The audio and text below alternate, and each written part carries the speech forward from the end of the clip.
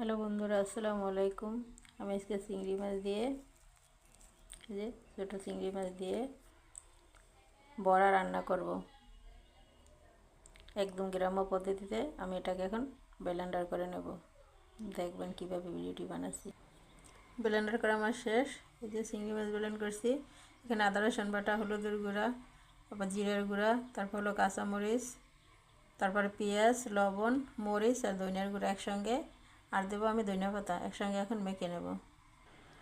চিংড়ির কোপ্তা আমার বন্ধুরা, চিংড়ির কোপ্তা আমার রেডি হলো। এভাবে আমি সব গোল করে নিয়েছি।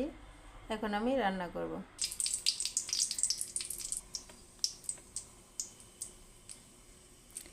তেল গরম হয়ে গেছে।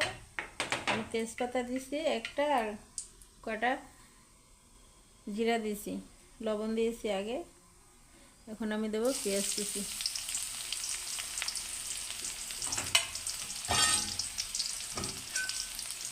ভালোভাবে দেবো একটা টমেটো কুচি।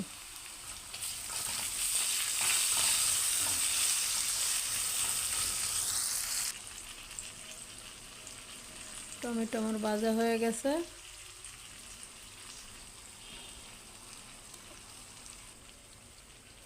টমেটো আমার ভাজা হয়ে গেছে। ওর ভিতরে দিয়ে দেবো আমি আদা রসুন বাটা আর কাঁচামরিচ আর পেঁয়াজ একসঙ্গে বাটা, আর দেবো মরিচ আর ধনিয়ার জিরা একসঙ্গে, আর হলুদ গুঁড়ো দেবো সামান্য একটু পানি। পরে আমি কষিয়ে নেব ভালোভাবে। আর দেবো এখানে নারকেল আর হলে ক্যাপসিকাম, তো আমি একসঙ্গে ব্লেন্ডার করে রেখেছিলাম সেগুলি। এটা দিয়ে আমি ভালোভাবে কষিয়ে নেব। মশলা আমার কষানো শেষ। যে ব্লেন্ডারে আমি চিংড়ি মাছ ব্লেন্ড করছি, সেই ব্লেন্ডার দিয়ে আমি পানি দিয়ে দেব পরিমাণ মতো।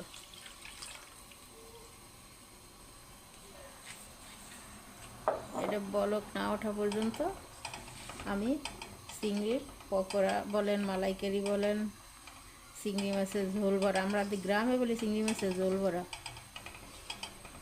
সেটা আমি দিয়ে দিব বলক উঠলে।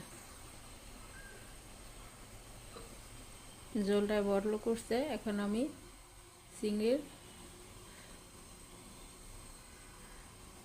বড়াগুলো দিয়ে দিচ্ছি। কোপ্তাও বলতে পারেন, এক এক ভাষা যে যেটা বলে। চিংড়ি মাছের কোপ্তা গাড়ি, আমাদের গ্রামের ভাষায় বলে চিংড়ি মাছের ঝোল বড়া।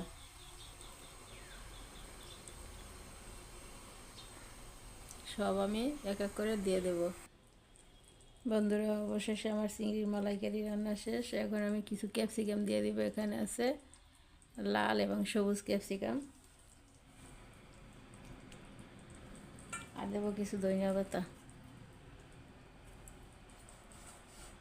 শেষ আমার চিংড়ির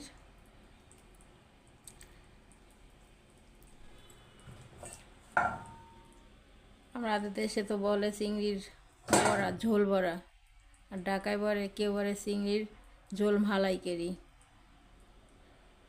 কেউ বলে কোপ্তা। একটা বললেই হলো। দেখেন আমার ভিডিওটা রান্না কেমন হয়েছে। যদি ভালো লাগে বেশি বেশি করে লাইক দিন, শেয়ার করেন। আমার হ্যালো ভিউয়ার্স, আসসালামু আলাইকুম। আপনারা সবাই কেমন আছেন?